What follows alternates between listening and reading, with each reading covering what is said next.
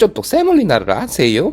빠밤 뽐빠봄 빠부부. 그쪽도 세몰리나를 아세요? 안녕하세요. 세몰리나 가루는 무엇일까요? 도대체 세몰리나 가루가 뭘까요? 세몰리나 가루는 주로 파스타 면의 재료로 쓰입니다. 전통적인 파스타면은 물과 세몰리나 가루 두 가지로 만들어지죠. 그리고 바게트 같은 하드 계열 종류의 반응이나 피자 도우의 성형시 덧가루로도 쓰이고 있습니다. 참고로 파스타면 제조 시 파스타면 반죽의 수분량은 불과 30% 정도밖에 되지 않는다고 하는데요.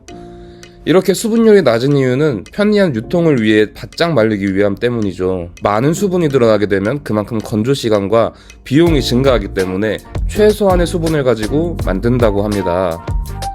우리나라에 유통되고 있는 세몰리나라고 불려지는 이 가루들은 사실 세몰라라고 하는데요. 세몰라 가루는 세몰리나를 한 번 더 인위적으로 곱게 갈아주는 제품이에요. 자, 이제 본격적으로 이 세몰리나에 대해서 알아보겠습니다. 세몰리나는 듀럼밀이라는 밀을 갈아서 만드는 가루예요. 듀럼밀의 주요 생산국은 터키, 이탈리아, 알제리, 튀니지, 모로코, 이집트, 미국, 캐나다, 시리아, 이란과 같은 나라들인데요. 여기서 알 수 있듯 듀럼밀은 건조한 기후의 중앙유럽과 중동에서 오랜 기간 전해져 내려오는 품종의 하나입니다. 세몰리나를 알려면 먼저 밀에 대해서도 조금 알아보고 가야 될 것 같은데요. 왜냐하면 세몰리나도 결국에는 밀가루기 때문이에요. 우리가 보통 알고 있는 강력분, 중력분, 박력분들을 나누는 기준은 바로 밀가루의 특성에 따라 나뉘어지게 됩니다.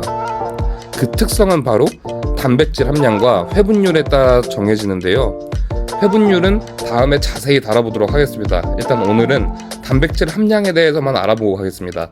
강력분은 14% 이상의 단백질 함량을 가지고 있고, 중력분은 10에서 12% 정도, 박력분은 9% 이하의 단백질 함량을 갖고 있습니다.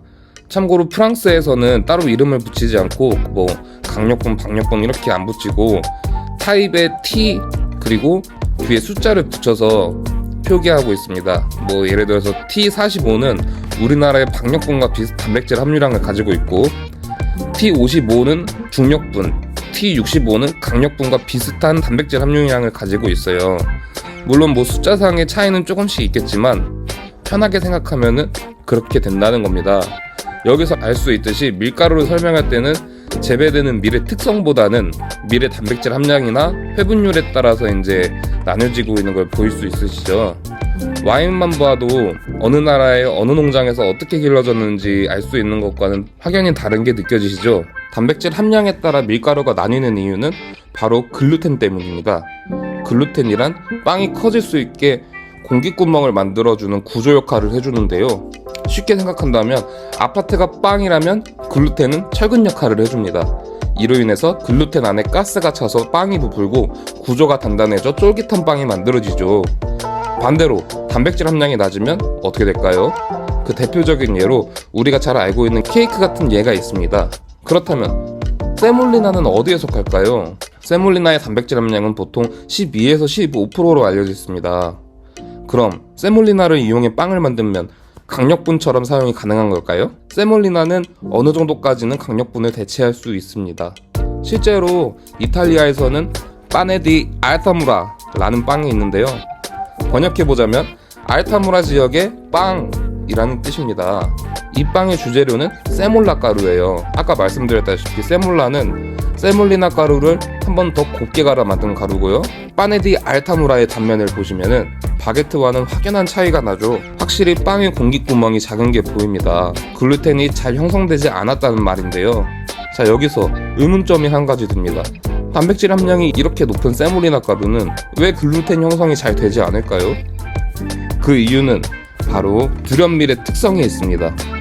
먼저 해외 요리 유튜버인 아담 라고세아의 영상에서 노스다코다 주립대학교의 프랭크 맨데이 박사가 설명을 잘 해주시는데요.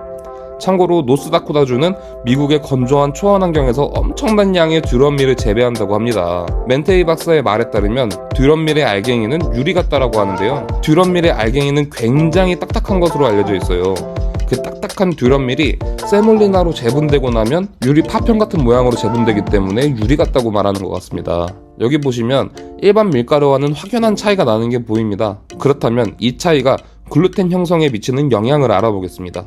세몰리나는 딱딱한 듀럼밀의 성질 때문에 전분의 손상이 일반 밀가루보다 매우 적습니다. 하지만 가루의 알갱이 크기 차이는 매우 많이 나기 때문에 같은 가루 양에 같은 수분을 넣는다면 일반 밀가루보다 세몰리나 쪽이 더욱더 된반죽이 됩니다.